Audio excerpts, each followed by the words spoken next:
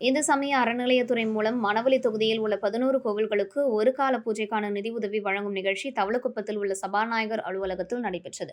இந்த நிகழ்ச்சியில் மணவெளி தொகுதியின் சட்டமன்ற உறுப்பினரும் சபாநாயகருமான ஏம்பலம் செல்வம் கலந்து கொண்டு தலா ரூபாய் 20,000 வீதம் மொத்தம் ரூபாய் 2,20,000ற்கான காசோலைகளை கோவில் நிர்வாகிகளிடம் வழங்கினார். மேலும் இந்த நிகழ்ச்சியில் அப்பகுதி முக்கிய பிரமுகர்கள் மற்றும் ஆண்டியார்பாளையம் சிவா, தவளக்குப்பம் அருள்மிகு ஸ்ரீ மாரியம்மன் ஆலய அறங்காவல் குழு தலைவர் தட்சிணாமூர்த்தி, செயலாளர் இளங்கோ, துணை செயலாளர் கோபு, பொருளாளர் பிரபாகரன் மற்றும் மற்ற ஆலய நிர்வாகிகள் கலந்து கொண்டனர்.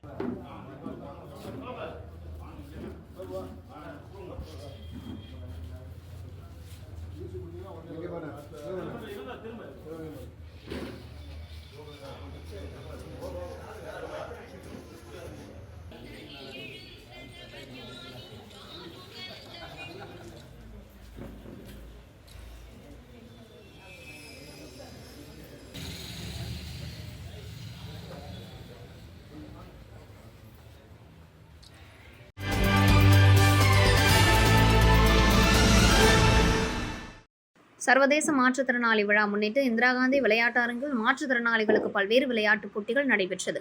இதில் அமைச்சர் தேனி ஜெயக்குமார், உப்பளம் தொகுதி சட்டமன்ற உறுப்பினர் அனிபால் கென்னடி ஆகியோர் கலந்து கொண்டு விளையாட்டுப் போட்டிகளை தொடங்கி வைத்து வாழ்த்துரை வழங்கினார்கள். நிகழ்ச்சியில் இயக்குநர் ராகினி, துணை இயக்குநர் ஆறுமுகம், கண்காணிப்பாளர் திருமுருகன், திமுக கிளை செயலாளர் ராகேஷ் உடன் இருந்தனர்.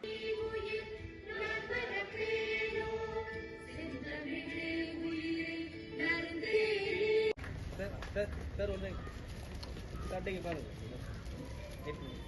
மேடம், லைட்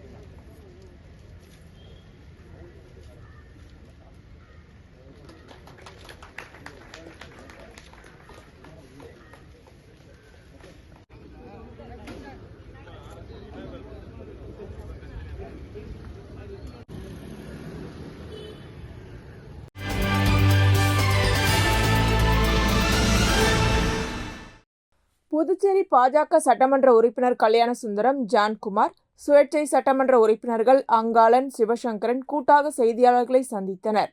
கடந்த 17ஆம் தேதி காமராஜர் நகர் தொகுதியைச் சேர்ந்த அதிக மதிப்பெண்கள் பெற்ற மாணவர்களுக்கான நலத்திட்ட உதவிகள் வழங்கும் விழா சட்டமன்ற உறுப்பினர் ஜான்குமார் தலைமையில் நடைபெற்றது. விழாவில் சிறப்பு விருந்தினராக லாட்டரி தொழிலதிபர், சமூக சேவகர் ஜோஸ் சார்லஸ் மார்டின் கலந்து கொண்டு நலத்திட்ட உதவிகளை வழங்கினார்.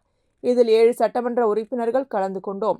நிகழ்ச்சி தொடர்பாக புதுச்சேரியை சேர்ந்த பல்வேறு அரசியல் கட்சிகள் தங்களின் சுய லாபத்திற்காகவும் வெட்டி பெருமைக்காகவும் தங்கள் தலைமையை கலந்து ஆலோசிக்காமல் பேசி வருகின்றனர். குறிப்பாக காங்கிரஸ், திமுக ஆகிய கட்சிகள் ஜான்குமார் தொடர்பாகவும் தொகுதி விழாவில் பங்கேற்ற சட்டமன்ற உறுப்பினர்கள் தொடர்பாகவும் விமர்சித்து வருகின்றனர்.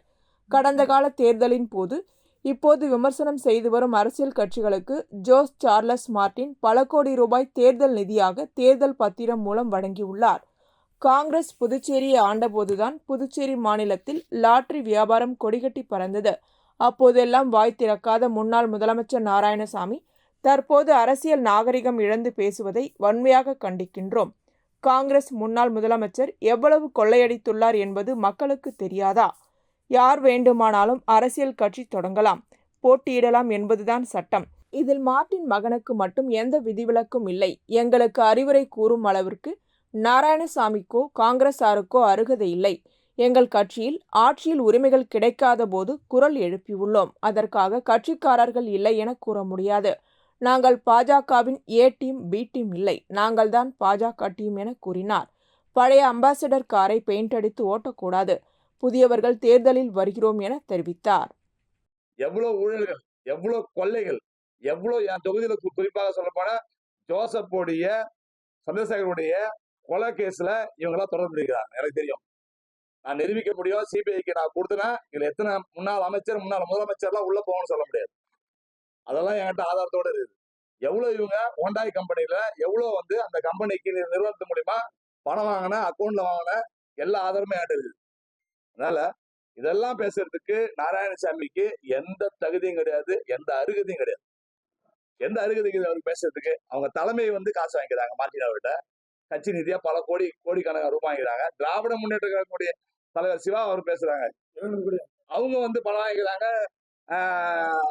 பணப்பத்திரம் இதுல தேர்தல் மாணவர்களுக்கு, ஏழை எளிய மக்களுக்கு உதவி செய்யறதுக்காக நாங்கள் பயன்படுத்துறோம். இது தப்பே கிடையாது.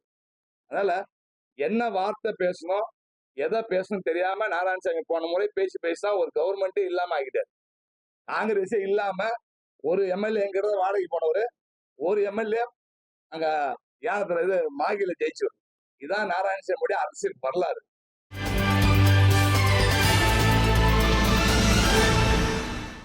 ட்ரீம்ஸ் 24 திட்டத்தின் கீழ் டெங்கு விழிப்புணர்வு மக்களிடையே ஏற்படுத்தப்பட்டு வருகிறது. இந்த நிகழ்வில் 400க்கும் மேற்பட்ட பள்ளி குழந்தைகள் மற்றும் 106 பள்ளிகள் பல்வேறு டெங்கு விழிப்புணர்வு குறித்த செயல்பாடுகளில் ஈடுபட்டு சமூகத்திற்கு டெங்குவிலிருந்து விடுபடும் வழிமுறைகள் விழிப்புணர்வு மூலம் ஏற்படுத்தி வருகின்றனர். இந்திரா காந்தி அரசு மருத்துவமனையில் ட்ரீம்ஸ் திட்டத்தின் மூலம் மாணவர்களுக்கு மாவட்ட அளவிலான பல்வேறு போட்டிகள் நடத்தப்பட்டு பரிசுகள் வழங்கப்பட்டது. டெங்கு விழிப்புணர்வு தொடர்பான அறிவியல் கண்காட்சி நடைபெற்றது. விழாவை மருத்துவர் சிவில், சுகாதாரம் மற்றும் குடும்ப நலத்துறை இயக்குநர் தொடங்கி வைத்து சிறப்புரையாற்றினார். ICMR வெக்டர் ரிசர்ச் இயக்குநர் மருத்துவர் மஞ்சுராக்கி, இந்திரா காந்தி அரசு பொது மருத்துவமனை இயக்குநர் மருத்துவர் உதயசங்கர், துணை இயக்குநர் வசந்தகுமாரி, மாநில பயிற்சி மையத்தின் விரிவுரையாளர் சிவசங்கரி ஆகியோர் தொடக்க விழாவில் பங்கேற்றனர். துணை இயக்குநர் மருத்துவர் வசந்தகுமாரி அறிவியல் கண்காட்சியில் நடுவராக பங்கேற்றார். 75க்கும் மேற்பட்ட பரிசுகள் மாணவர்களுக்கு வழங்கப்பட்டது. விழாவிற்கான ஏற்பாடுகளை விஞ்ஞானி மருத்துவர் ஸ்ரீகாந்த் ஸ்ரீராமா செய்திருந்தார்.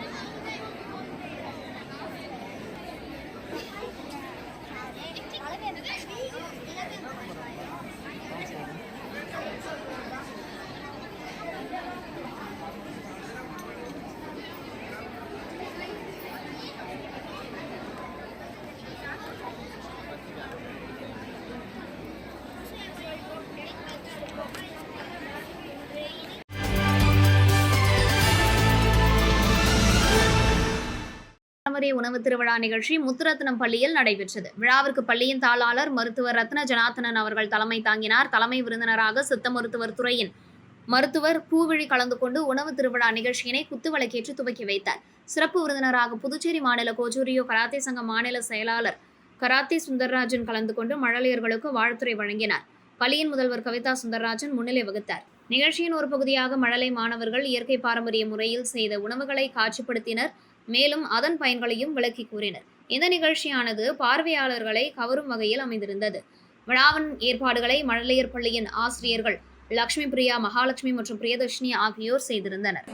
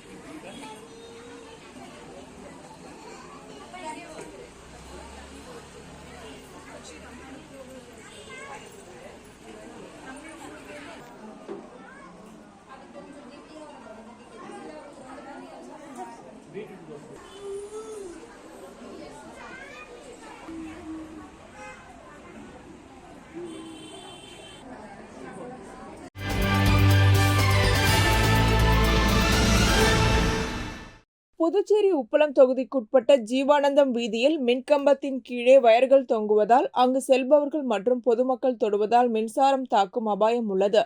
இதனை சமூக சேவகர் முருகன் சரி செய்ய கோரி பொதுமக்களுடன் உப்பளம் தொகுதி சட்டமன்ற உறுப்பினர் அனிபால் கென்னடியிடம் முறையிட்டனர். அசம்பாவித சம்பவங்கள் நடைபெறுவதற்கு முன்பாக இதனை உடனே சரி செய்ய நடவடிக்கை எடுக்குமாறு மின்துறை அதிகாரிகளிடம் கோரிக்கை விடுத்துள்ளனர்.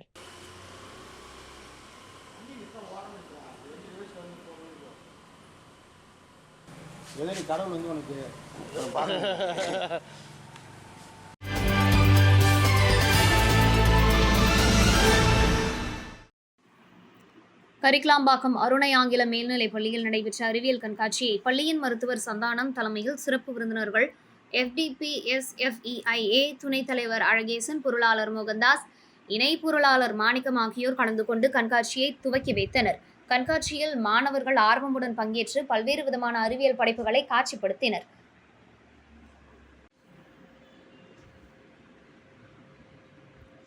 மருத்துவ தாவரங்கள், ரோபோக்கள், ராக்கெட் லான்ச்சர் உள்ளிட்ட பல்வேறு விதமான கைவினைப் பொருட்கள், பாரம்பரிய உணவு வகைகள், 3D தொழில்நுட்ப பொருட்கள், GSLV மாதிரி ஏவுகணை போன்ற கண்களை கவரும் அறிவியல் படைப்புகளின் மூலம் அனைவரின் கவனத்தையும் ஈர்த்தனர். KG மாணவர்கள் ஐவகை நிலங்களுக்குரிய கடவுள் வேடங்களில், தேசிய தலைவர்கள் வேடங்களிலும் வந்த நிகழ்ச்சிக்கு மேலும் மெருகேற்றினர். இந்த பெற்றோர்கள் பலர் கண்காட்சியை பார்வையிட்டு மாணவர்களை வெகுவாக பாராட்டி வாழ்த்தினர். தொடர்ந்து கண்காட்சியில் பங்கேற்ற மாணவ மாணவிகளை பள்ளியின் முதல்வர் சந்தானம் பாராட்டி வாழ்த்தி பரிசு பொருட்களையும் சான்றிதழ்களையும் வழங்கினார். மேலும் இந்த கண்காட்சி சிறப்புடன் நடைபெற ஏற்பாடு செய்திருந்த துணை முதல்வர், கலைஞர், மேலாளர், தமிழ் சந்தானம் மற்றும் ஆசிரியர்களுக்கும் பள்ளியின் முதல்வர் வாழ்த்துக்களை தெரிவித்துக் கொண்டார்.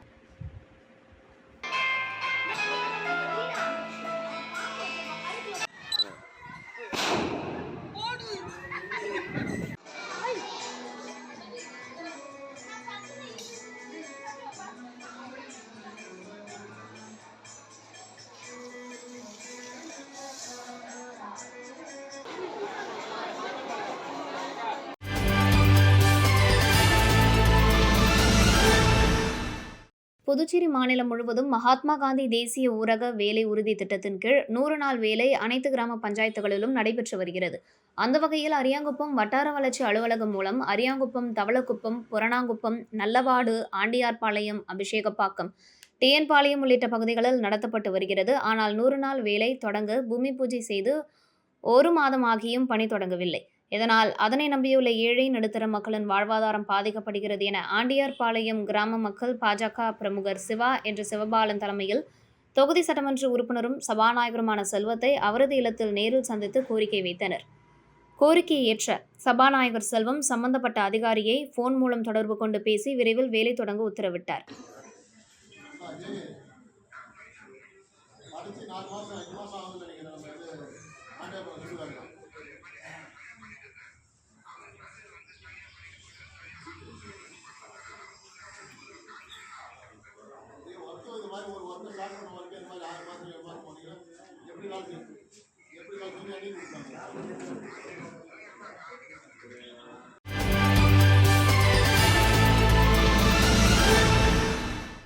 புதுச்சேரி காங்கிரஸ் கட்சி அலுவலகத்தில் செய்தியாளர்களை சந்தித்த முன்னாள் முதல்வர் நாராயணசாமி, அமெரிக்க நீதிமன்றத்தில் 54 பக்க அறிக்கையில் தொழிலதிபர் அதானியின் நிறுவனம் ஜம்மு காஷ்மீர், தமிழ்நாடு, ஆந்திரா உள்ளிட்ட மாநிலங்களில் சோலார் மின் உற்பத்தியை விநியோகம் செய்ய சுமார் 2200 கோடி லஞ்சம் கொடுத்ததாக ஆதாரம் வழங்கப்பட்டுள்ளது.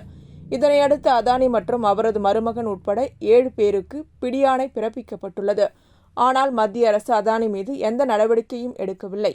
முறைகேட்டில் ஈடுபடுவோர் மீது நடவடிக்கை எடுக்கப்படும் என கூறிய பிரதமர், ஏன் அதானியை பற்றி பேசுவதில்லை என விளக்கம் அளிக்க வேண்டும். அரசியல் ரீதியில் பாஜகவிற்கு அதானி நிதியுதவி அளித்து வருகிறார். அதானி விவகாரத்தை மக்களவை நிலைக்குழு விசாரிக்க வேண்டும். சாதாரண விஷயங்களுக்கு கூட அமலாக்கத்துறை, வருமான வரித்துறை, CBI விசாரணை நடைபெறுகிறது. ஆனால் அதானி மீது நடவடிக்கை இல்லை. அதானி மீது நடவடிக்கை எடுக்க கோரி காங்கிரஸ் சார்பில் பல கட்ட போராட்டங்களை நடத்த உள்ளோம் என்றார். மோடி அவர்கள் அதானி மீது நடவடிக்கை எடுத்தால் மோடியினுடைய உண்மை ரகசியங்களை அதானி வெளியில் சொல்லிவிடுவார். அதானி மீது எந்த நடவடிக்கையும் மோடி அரசாங்கம் எடுக்கவில்லை. 25ஆம் தேதி பாராளுமன்றம் கூடுகிறது.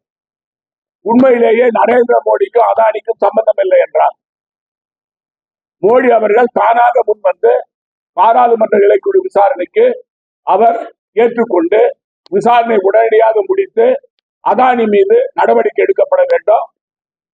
புதுச்சேரியில என்ஆர் காங்கிரஸ் பாஜக கூட்டணி ஆட்சி வந்த பிறகு மத்தியில இருந்து அழுத்தம் கொடுத்து பாரதிய ஜனதா கட்சியினுடைய ஆட்சியிலிருந்து பாரதிய ஜனதா கட்சியினுடைய மத்திய ஆட்சியிலிருந்து அழுத்தம் கொடுத்து பினாமி பேரால கம்பெனி ஆரம்பிச்சு திருப்பூர்ல ஆரம்பிச்சு அவர்கள் அந்த ஷேரை வாங்கி அதை அதானி பேர்ல மாத்துறதுக்கு அனைத்து நடவடிக்கையும் நடந்தது. எப்படி மோடி இந்த விமான நிலையங்களையும் நிலக்கரி சுரங்கங்களையும் துறைமுகத்தையும் தாரவாத்து கொடுத்தாரு, அதே போல ரங்கசாமி இங்க சின்ன மோடி இங்க கொடுத்தாரு.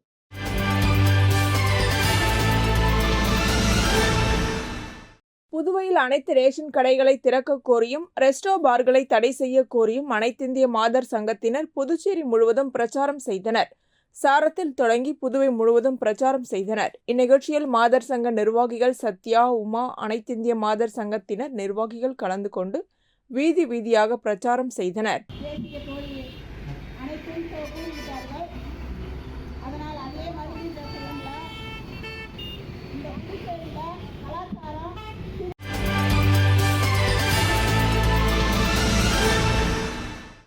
கூடப்பாக்கம் குலோத்துங்க சோழன் விளையாட்டு திடலில் 16வது ஈஷா கிராமோத்சவம் சார்பில் தென்னிந்திய அளவிலான புத்துணர்வு கோப்பை 2024க்கான முதல் கட்ட கிராமிய விளையாட்டு திருவிழா தொடங்கியது.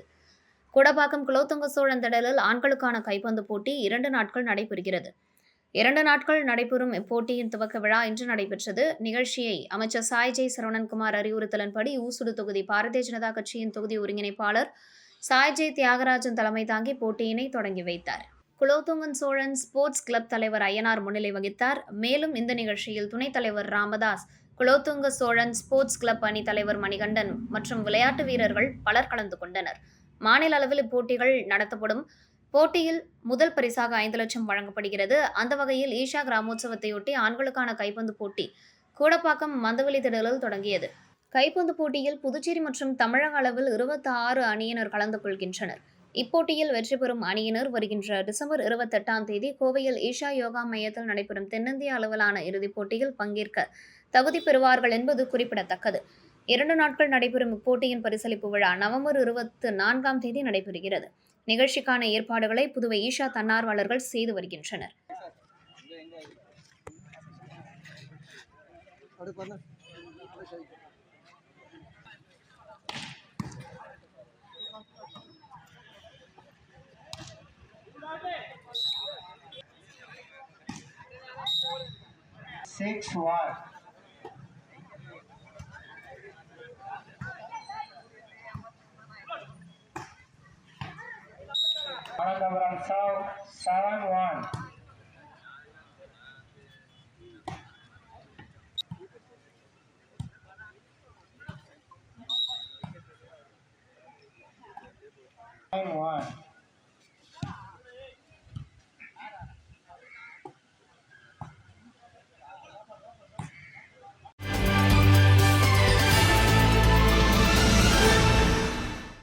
விழுப்புரம் மாவட்டம் வானூர் வட்டம் பெரம்பை ஊராட்சி மன்றத்தில் உள்ளாட்சிகள் தினவிழா சிறப்பு கிராம சபை கூட்டம் நடுப்பாளையம் அரசு நடுநிலைப்பள்ளி வளாகம் அருகே நடைபெற்ற கூட்டத்திற்கு ஊராட்சி மன்ற தலைவர் இந்திரா சக்திவேல் தலைமை வகித்தனர். ஒன்றிய குழு உறுப்பினர் கல்பனா பொன்னிவளவன் முன்னிலை வகித்தார். இந்த கூட்டத்தில் சிறப்பு அழைப்பாளராக துணை வட்டார வளர்ச்சி அலுவலரும் பெரம்பை அலுவலக பட்டாளருமான முருகன் கலந்து கொண்டு சிறப்புரையாற்றினார். இந்த நிகழ்ச்சியில் துணைத் தலைவர் முருகன், ஊராட்சி செயலர் உத்தரகுமார், கிராம நிர்வாக அலுவலர் உமா, வார்டு உறுப்பினர்கள், அங்கன்வாடி பணியாளர்கள், தூய்மை பணியாளர்கள், பொதுமக்கள் கலந்து கொண்டனர். மேலும் கூட்டத்தில் கிராம ஊராட்சியில் சிறப்பாக பணிபுரிந்த ஊழியர்களை சிறப்பித்தல், மகளிர் சுயஉதவி குழுக்களை கௌரவித்தல், வடகிழக்கு பருவமழை குறித்து முன்னெச்சரிக்கை நடவடிக்கை, ஜல்ஜீவன் இயக்கம், கூட்டாண்மை வாழ்வாதாரம், மகாத்மா காந்தி தேசிய ஊரக வேலை உறுதி திட்டம் உள்ளிட்ட பல்வேறு தீர்மானங்கள் நிறைவேற்றப்பட்டன. மெயினாக பார்த்தா உள்ளாட்சியில் எங்கேயும் குழந்தை தொழிலாளர்கள் இல்லாத முறையை கொண்டு வரணும்னு சொல்லிட்டு தெரிவிக்கப்பட்டிருக்குது. கழிவுறை தான் வருது போட்டுக்கிறாங்க. அடுத்த இதில் வந்து அவங்க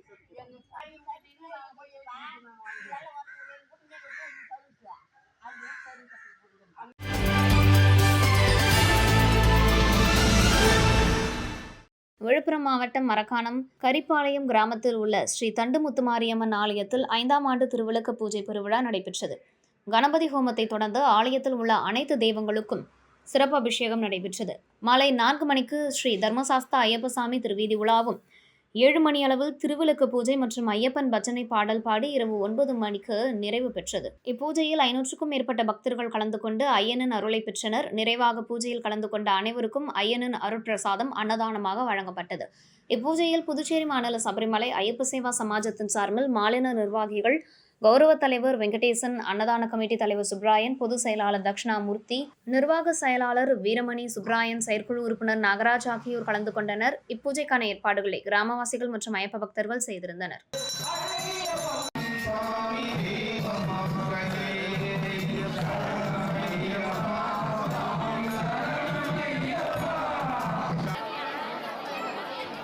மேல பாருங்க, இடது கை கீழே, வலது கை மேல.